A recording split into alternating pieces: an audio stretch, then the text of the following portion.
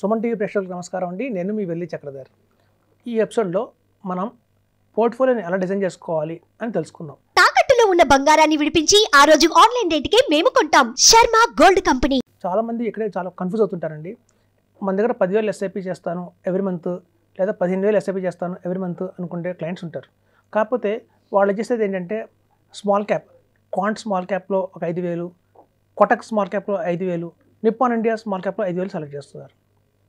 So ఎప్పుడైతే కనుక ఒకటే కేటగిరీలో కనుక మనం ఎస్ఐపి చేస్తే అది మన పోర్ట్ఫోలియోకి తాత్కాలికంగా రిటర్న్స్ ఎక్కువ రావచ్చు కానీ ఒక లాంగ్ రన్లో చూస్తే ఆ రిటర్న్స్ అనేవి పడిపోవడం జరుగుతుంది. ఎందుకంటే ప్రతి ఒక్క సైకిల్ అనేది ఎలా ఉంటుందంటే కొంతకాలం మిడ్ క్యాప్కి సపోర్ట్ చేస్తుంది మార్కెట్, కొంతకాలం లార్జ్ క్యాప్కి సపోర్ట్ చేస్తుంది మార్కెట్, కొంతకాలం స్మాల్ క్యాప్కి సపోర్ట్ చేస్తుంది. సో మన పోర్ట్ఫోలియోలో ఎప్పుడైతే స్మాల్ లాంటి లార్జ్ క్యాప్ కావచ్చు, మిడ్ క్యాప్ కావచ్చు, స్మాల్ క్యాప్, థీమాటిక్, కాంట్రా ఇట్లా అన్ని కలిసి కనుక మన పోర్ట్ఫోలియోలో ఉంటే ఆల్ సైకిల్స్కి అది సూట్ అవుతుంది. మనకి 15 to 18% అనేది గ్యారంటీగా రావడం అనేది మనం చూస్తున్నాం. కాబట్టి ఏంటంటే ఒక పోర్ట్ఫోలియో డిజైన్ చేసేటప్పుడు మీరు చేసుకోవాల్సిన జాగ్రత్తలు ఏంటంటే ఈ 5 మనం మైండ్లో పెట్టుకోవాలండి. ఒక మంచి లార్జ్ అండ్ మిడ్ క్యాప్ ఉండాలి మన పోర్ట్ఫోలియోలో, అలాగే ఒక మంచి మిడ్ క్యాప్ ఉండాలి, ఒక మంచి స్మాల్ క్యాప్ ఇన్వెస్ట్ చేసుకోవాలి, అలాగే ఒక కాంట్రా ఫండ్ కంపల్సరీగా ఉండాలి, అలాగే ఒక థీమాటిక్ ఫండ్ కానీ మల్టీ క్యాప్ ఫండ్ కానీ తీసుకోవాలి. అయితే చాలామంది అనేది ఏంటంటే ఒక ఫ్లెక్సీ క్యాప్ కూడా ఒక బాగానే ఉంటుంది కదా, మల్టీ క్యాప్ కంటే బదులునే అంటారు. చాలామంది ఫ్లెక్సీ క్యాప్కి మల్టీ క్యాప్కి డిఫరెన్స్ తెలియట్లేదండి. మల్టీ క్యాప్ అంటే ఏంటంటే 25% large cap, 25% mid cap, 25% small cap అనేది ఫిక్స్ అయిపోతుంది. అక్కడ ఓన్లీ 25% ఎక్స్ట్రా ఏదైతే ఉంటుందో బ్యాలెన్స్ అది ఫండ్ మేనేజర్ ఆ టైంకి లార్జ్ క్యాప్ బాగుంటే లార్జ్ క్యాప్లో ఇన్వెస్ట్మెంట్ చేస్తారు, మిడ్ క్యాప్ బాగుంటే మిడ్ క్యాప్లో ఇన్వెస్ట్మెంట్ చేస్తారు. అయితే ఫ్లెక్సీ క్యాప్కి వచ్చేసరికి ఏంటంటే అలా ఉండదండి. ఫ్లెక్సీ క్యాప్లో ఏంటంటే మొత్తం కావాలంటే 80% దాకా కూడా లార్జ్ క్యాప్లో ఇన్వెస్ట్మెంట్ చేసి 20% ఏదైతే బ్యాలెన్స్ ఉందో అది మిడ్ క్యాప్, స్మాల్ క్యాప్ కూడా అడ్జస్ట్ చేయొచ్చు. సో ఫ్లెక్సీ క్యాప్లో ఏంటంటే ఫండ్ మేనేజర్కి ఫ్లెక్సిబుల్ ఉంటుంది. ఆ టైంలో ఏది బాగుంది అని చూసుకొని అలా ఇన్వెస్ట్మెంట్ చేస్తారు. సో కాబట్టి ఫ్లెక్సీ క్యాప్ ఫండ్స్ కూడా రాబోయే రోజుల్లో చాలా మంచి బ్రహ్మాండంగా పనిచేస్తున్నాయి. ఈవెన్ పెరిక్ ఫ్లెక్సీ క్యాప్ ఫండ్స్ కావచ్చు, అలాగే మనకి ఎన్జే ఫ్లెక్సీ క్యాప్ కావచ్చు, ఇవి కూడా పర్ఫార్మెన్స్ చాలా బాగున్నాయి. కాబట్టి మన పోర్ట్ఫోలియోలో ఎప్పుడైనా డిజైన్ చేసేటప్పుడు చాలామంది కాల్ చేసే క్వశ్చన్ ఏంటంటే సార్ మనం మొత్తం తీసుకెళ్ళి 15,000 రూపీస్ ఎస్ఐపీలో పెట్టాము, అలాగే స్మాల్ క్యాప్ తీసుకున్నాం అంటారు. కానీ ఆ స్మాల్ క్యాప్లో పెట్టకండి. ఎప్పుడైతే పోర్ట్ఫోలియో కనుక ఇలా స్ట్రాటజీగా ప్లాన్ చేసుకుంటే ఒక mid cap, small cap, large cap, ఒక కాంట్రా, ఫ్లెక్సీ క్యాప్ కానీ మన మల్టీ క్యాప్ కానీ తీసుకుంటే మీ రిటర్న్స్ బాగుంటాయి. ఇది ఒక కేటగిరీ ఆఫ్ స్ట్రాటజీ. ఇది ఒక మ్యూచువల్ ఫండ్స్లో ఇన్వెస్ట్మెంట్ చేయడానికి ఇది ఒక స్ట్రాటజీ. ఇదే కాకుండా ఇంకో స్ట్రాటజీ ఉంటుందండి, అదేంటంటే సెక్టర్ బేస్డ్ స్ట్రాటజీ అంటారు.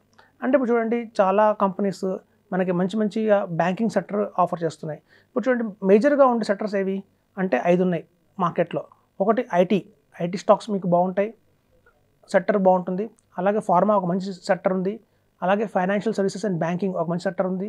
అలాగే చూస్తే మీకు ఆటో, మనకి ఏదైతే ఆటో రంగం ఉంటుందో ఆటోమొబైల్స్, యాక్సెసరీస్ మంచి సెక్టర్ ఉంది. ఫారెన్ కంపెనీస్లో స్టాక్స్ చేసేది ఒక సెక్టర్ ఉంటుంది. సో ఇట్లా 5 సెక్టర్స్లో మీరు ఏం చేయొచ్చు అంటే ఒకవేళ కనుక mid cap, small cap, large cap ఈ కాంబినేషన్లో కాకుండా కనుక మీరు ఇట్లా కూడా కాంబినేషన్ తీసుకోవచ్చు. ఒక మంచి banking and financial sector fund తీసుకోవచ్చు, అలాగే ఒక మంచి ఫార్మా హెల్త్ కేర్ సంబంధించిన ఫండ్ తీసుకోవచ్చు, అలాగే ఒక ఇంటర్నేషనల్ ఫండ్ ఒకటి పెట్టుకోవచ్చు మీ దాంట్లో.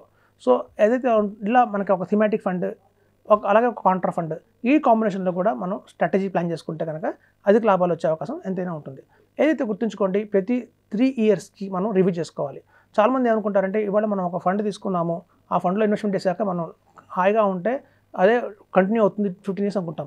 కానీ పర్ఫార్మెన్స్ ఎలా ఉంటుందంటేనండి అలా సైకిల్ ఫండ్ 3 ఇయర్స్ బాగుంటుంది, డౌన్ అవుతుంది, మళ్ళీ 3 ఇయర్స్ బాగుంటుంది, డౌన్ అవుతుంది. సో ఇట్లాంటి టైంలో ఏమవుతుందంటే ఒక ఫండ్ మేనేజర్ని మనం గెస్ చేయలేం. కాబట్టి ఎంతకాలం ఫండ్ చేస్తాయో మనం ఎప్పుడు కూడా ఒకటే ఫండ్లో కంటిన్యూస్గా 15 ఇయర్స్ అనేది ఇన్వెస్ట్మెంట్ చేయకూడదు. ఇప్పుడు ఇండెక్స్ ఫండ్స్ కూడా పాపులర్ అవుతున్నాయి. మనకి చూస్తే ఇండియాలో ఇండెక్స్ ఫండ్స్ ఇప్పుడు చాలా మంది ఫండ్ హౌసెస్ నుంచి మనకి అవైలబిలిటీలో వస్తున్నాయి. సో ఈ ఇండెక్స్ ఫండ్ వల్ల ఏమవుతుందంటేనండి పడితే మొత్తం ఇండెక్స్ పడుతుంది. ఇప్పుడు చూడండి కొంతమంది స్మాల్ క్యాప్ ఇండెక్స్ తీసుకుంటారు. స్మాల్ క్యాప్ ఇండెక్స్ అంటే అర్థం ఏంటంటే యావరేజ్ ఆఫ్ 50 స్టాక్స్. సో ఈ యావరేజ్ ఆఫ్ 50 స్టాక్స్లో ఎప్పుడైతే మనం ఇన్వెస్ట్మెంట్ చేస్తామో మీకు ఏమవుతుందంటే డైల్యూట్ అవుతుంది. టాప్ 5 టాప్ 10 స్టాక్స్ ఏవైతే ఉంటాయి మిడ్ క్యాప్, స్మాల్ క్యాప్లో అవి మీకు ఎక్కువ రిటర్న్స్ ఇస్తాయి. తక్కిన 40 స్టాక్స్ పెద్ద రిటర్న్ ఇవ్వవు. కాబట్టి ఏమవుతుందంటే ఈ ఇండెక్స్లో ఉన్న ఇబ్బంది ఏంటంటే ఇట్లా ఏదైతే ఉంటుందో స్టాక్స్ ఒక స్మాల్ క్యాప్ ఇండెక్స్ కావచ్చు, లార్జ్ క్యాప్ ఇండెక్స్ కావచ్చు, వీటిల్లో ఆ వేరియేషన్ అయితే ఉంటుంది. సో మీకు ఏమవుతుందంటే ఎస్పెషల్లీ మనం కనుక మంచి ఫండ్ తీసుకోవాలి అంటే కనుక large cap, mid cap, small క్యాప్లో కనుక పోర్ట్ఫోలియో డిజైన్ చేసుకుంటే ఏమవుతుందంటే మీకు అధికంగా లాభాలు వస్తాయి. ఇప్పుడు చూడండి చాలా కంపెనీస్, చాలా ఫండ్ హౌసెస్లో 100 ఆఫ్ ఫండ్స్ ఉంటాయి. ఇలా 100 ఆఫ్ ఫండ్స్ ఉండడం వల్ల ఏమవుతుందంటేనండి ఆ స్టాక్లో ఉన్న రిటర్న్స్ ఫండ్ హౌస్లో ఉన్న రిటర్న్స్ పడిపోతాయి, కాబట్టి మన ఇండెక్స్ బెటర్ కదా అనుకుంటాం. కొన్ని ఫండ్ హౌసెస్ ఎలా ఉంటాయంటే ఫోకస్డ్ ఫండ్స్ ఉంటాయి. ఫోకస్ 30 అంటే ఫోకస్ 30, ఫోకస్ 25 ఫండ్స్ ఉంటాయి. ఈ ఫోకస్ 25 ఫండ్స్లో ఏమవుతుందంటే అందులో స్మాల్ క్యాప్ ఉంటుంది, లార్జ్ క్యాప్ ఉంటుంది, మనకి మిడ్ క్యాప్ ఉంటుంది. సో ఇలా ఆ ఫోకస్ 30లో అన్ని రకాల స్టాక్స్ వస్తాయి కాబట్టి ఇవి కొంచెం ఇండెక్స్ ఫండ్స్ కంటే కూడా ఎక్కువ రిటర్న్ ఇచ్చే అవకాశం ఉంది. ఇవి పాస్ట్లో కొంచెం గమనించింది ఏంటంటే ఇలాంటి ఫండ్స్ ఫోకస్ ఫండ్స్ కూడా కొంచెం సమ్టైమ్స్ మనకి ఇండెక్స్ కంటే కూడా రిటర్న్ ఎక్కువ వస్తున్నాయి. సో ఇండెక్స్ ఫండ్స్లో మనకి మెయిన్లీ అడ్వాంటేజ్ ఏంటంటే ఎక్స్పెన్స్ రేషియో చాలా తక్కువ ఉంటుంది కాబట్టి రిటర్న్ ఎక్కువ వచ్చింది అని అంటారు. సో అదొక వాస్తవమే. ఇండెక్స్ ఫండ్స్లో ఏంటంటే మనకి ఎక్స్పెన్సెస్ రేషియో ఎక్కువ ఉండదు.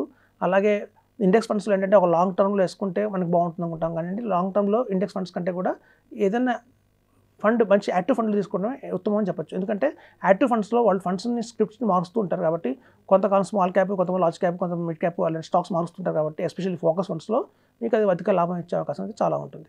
సో కాబట్టి ఫ్రెండ్స్ ఇట్లా మీరు కనుక డిజైన్ చేసుకుంటే పోర్ట్ఫోలియో అధిక లాభాలు వచ్చే అవకాశం ఉంది. ఇలా మ్యూచువల్ ఫండ్స్లో కాకుండా మీకు ఏదైనా అదర్ ఆప్షన్స్ ఉన్నాయా అంటే మనకి స్మాల్ కేస్ వస్తుందండి. స్మాల్ కేసులో ఏమవుతుందంటే కేవలం 30 స్టాక్సే ఉంటాయి. ఇప్పుడు చూడండి స్మాల్ కేస్ అనేది ఎవరు రన్ చేస్తారు అంటే ఇప్పుడు చూడండి ఒక మంచి ఫండ్ మేనేజర్స్ ఉంటారు. మ్యూచువల్ ఫండ్స్ హౌసెస్లో ఒక 20 years ఎక్స్పీరియన్స్ ఉన్న ఫండ్ మేనేజర్లు ఎవరైతే ఉంటారో ఒక గోపాల్ అగర్వాల్ లాంటి వాళ్ళు కావచ్చు, ఒక రాకేష్ కొఠారి లాంటి వాళ్ళు కావచ్చు, వీళ్ళందరూ టాప్ మోస్ట్ ఫండ్ మేనేజర్స్ వస్తారు.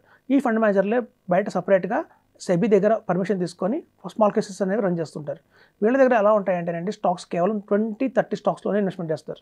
ఇప్పుడు చూడండి స్మాల్ కేసెస్లో మీకు వచ్చే లాభం ఏంటంటే ఎక్కడైతే మనకి ఈ మ్యూచువల్ ఫండ్స్లో మనం తెలియకుండానే ఒక 5 ఫండ్స్లో పెట్టామనుకోండి, ఆ 5 ఫండ్స్ మీకు వచ్చేసి 500 స్టాక్స్లో ఇన్వెస్ట్మెంట్ అవుతుంది. ఈ 500 ఫండ్స్లో ఇన్వెస్ట్మెంట్ అయిన స్టాక్స్లో వచ్చే రిటర్న్ కంటే కూడా కేవలం లాభాలు ఇచ్చే డైమండ్ లాంటి స్టాక్స్ ఏవైతే ఉంటాయి 20-30లో అలాంటి స్టాక్స్ పిక్ చేసుకుంటే మీకు లాభం ఎక్కువ ఉంటుంది. సో కాబట్టి ఏంటంటే ఇవాళ మ్యూచువల్ ఫండ్స్ కూడా ఒక మంచి ఆల్టర్నేటివ్ ఏమైనా వచ్చింది అంటే అది స్మాల్ కేస్ అని చెప్పొచ్చు. ఈ స్మాల్ కేస్లో ఎలా ఉంటుందంటే ఈ ఫండ్ మేనేజర్లు కూడా ఆల్రెడీ 20 years ఎక్స్పీరియన్స్ ఉన్న వాళ్ళే రన్ చేస్తున్నారు కాబట్టి మీకు ఇందులో అధిక లాభాలు వచ్చే అవకాశం చాలా ఉంది. ఈ స్మాల్ కేసెస్లో ఏంటంటే లంసంగా మినిమం వచ్చి 2 lakhs పెట్టాల్సి వస్తుంది. తర్వాత ఎస్ఐపి రూపంలో కూడా మనం ఎవరి మంత్ ఒక 20,000-25,000 రూపీస్ ఎస్ఐపి కూడా చేసుకోవచ్చు. అయితే ట్యాక్సేషన్ ఎలా ఉంటుంది అంటే ఈ స్మాల్ కేసెస్లో ఇది ఈక్విటీలో మనం ఎక్కువ కొన్ని షార్ట్ టర్మ్లో కూడా అమ్ముతాం. కొన్ని స్టాక్స్ ఇప్పుడు చర్నింగ్ అవుతూ ఉంటాయి. సో చర్నింగ్ అవుతుంటుంది కాబట్టి కొన్ని స్టాక్స్లో మనం అమ్మినప్పుడు మనకు షార్ట్ టర్మ్ కంటే ట్యాక్స్లో పడుతుంది. So end of the financial year మనకు రిపోర్ట్ వస్తుందండి. ఆ రిపోర్ట్ ప్రకారం మనం ఆ లాంగ్ టర్మ్ ఎంత వచ్చిన ట్యాక్స్, షార్ట్ టర్మ్ ట్యాక్స్ ఎంత వచ్చిందని మనం కట్టేస్తే సరిపోతుంది. సో కాబట్టి అధిక లాభాలు కావాలి అంటే కనుక మ్యూచువల్ ఫండ్స్ కంటే కొంచెం ఒక నెట్ ఎక్స్ట్రా లాభం రావాలి అంటే కనుక మనం ఈ స్మాల్ కేసెస్లో ఇన్వెస్ట్మెంట్ చేసుకుంటే అధిక లాభాలు వస్తాయి. ఇప్పుడు చూడండి ఈ స్మాల్ కేసెస్లో మనకి ఏవైతే ఫండ్ మేనేజర్స్ ఉన్నారో వాళ్ళు దీర్ఘకాలికంగా మ్యూచువల్ ఫండ్స్లో పనిచేసిన వాళ్ళే కాబట్టి వాళ్ళకి తెలుసు ఏ స్టాక్స్ కొంటే బాగుంటుంది, ఏ స్టాక్స్ అమ్మితే బాగుంటుంది, ఏ టైంలో కొంటే బాగుంటుంది, ఏ టైంలో అమ్మిస్తే బాగుంటుంది, ఏ స్టాక్స్ని పిక్ చేసుకోవాలి, ఇలాంటివన్నీ వాళ్ళ మీద మంచి నాలెడ్జ్ ఉంది కాబట్టి వాళ్ళు మన పోర్ట్ఫోలియోని బాగా రన్ చేసి మనకి అధిక లాభాలు ఇచ్చే అవకాశం ఎంతైనా ఉంటుంది. సో కాబట్టి ఫ్రెండ్స్ ఈ మ్యూచువల్ ఫండ్స్ కంటే కూడా ఒక నెక్స్ట్ లెవెల్లో రావాలి రిటర్న్స్ ఒక 3% ఎక్స్ట్రా రావాలి అంటే కనుక మనం స్మాల్ కేస్ని పిక్ చేసుకోవచ్చు. సో ఇది ఒక మంచి ఆప్షన్ ఉందని తెలుసుకోవచ్చు. థ్యాంక్స్ అండి.